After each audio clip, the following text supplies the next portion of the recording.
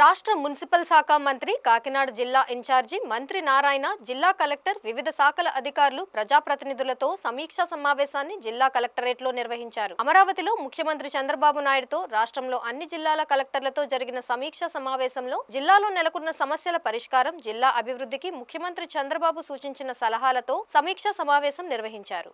అనంతరం నిర్వహించిన మీడియా సమావేశంలో మంత్రి నారాయణ మాట్లాడుతూ, ఇటీవల జిల్లా కలెక్టర్లతో నిర్వహించిన సమావేశంలో సీఎం చంద్రబాబు నాయుడు కొన్ని సలహాలు, సూచనలు చేశారని గుర్తు చేశారు. వాటిని ప్రజా ప్రతినిధులు, అధికారులతో చర్చించామని తెలిపారు. ప్రతి ఒక్కరూ సోలార్ ద్వారా విద్యుత్ ఉత్పత్తి చేసుకునే విధంగా ఇంటిపై ఏర్పాటు చేసుకోవాలని కోరారు.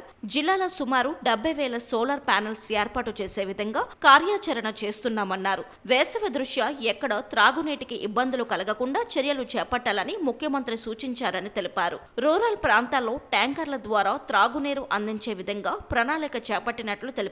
ఈ మీడియా సమావేశంలో శాసనసభ్యులు నిమ్మకాయల చినరాజప్ప, పంతం నానాజీ, వనమాడి కొండబాబు తదితరులు పాల్గొన్నారు. ఒకప్పుడు కాకినాడ హాస్పిటల్ అంటే ఈ కోస్టల్ ఏరియాలో that is one of the best medical college. అక్కడ బిల్డింగ్స్ అన్ని డ్యామేజ్ అయినాయి.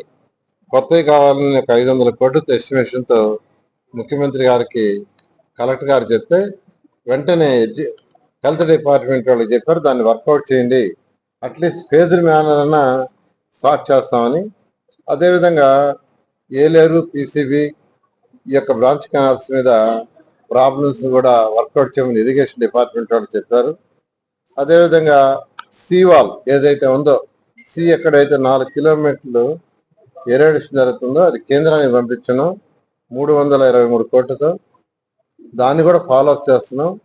అది కూడా రాగానే దాని వర్క్ కూడా యాక్చువల్గా స్టార్ట్ చేయడం జరుగుతుంది. అదేవిధంగా వెంటిలేటర్స్ కావాలి, ఎక్కువ మంది పేషెంట్స్ వస్తున్నారని యాక్చువల్గా ప్రజాప్రతినిధులు చెప్పారు. సిఎస్ఆర్ ఫండ్లో ఆల్రెడీ ఒక 50 లక్షలు యాక్చువల్గా వెంటిలేటర్స్కి ఇచ్చారు. ఇంకా కూడా కొంత సిఎస్ఆర్ ఫండ్ సేకరించి దాన్ని కూడా చేయడం జరుగుతుంది. అదేవిధంగా ఎన్టీఆర్ ఫ్రిడ్జ్ల ద్వారా 20 లీటర్లు ₹2 యాక్చువల్గా 2014-19లో పెట్టాం. అవన్నీ డ్యామేజ్ అయిపోయినాయంట.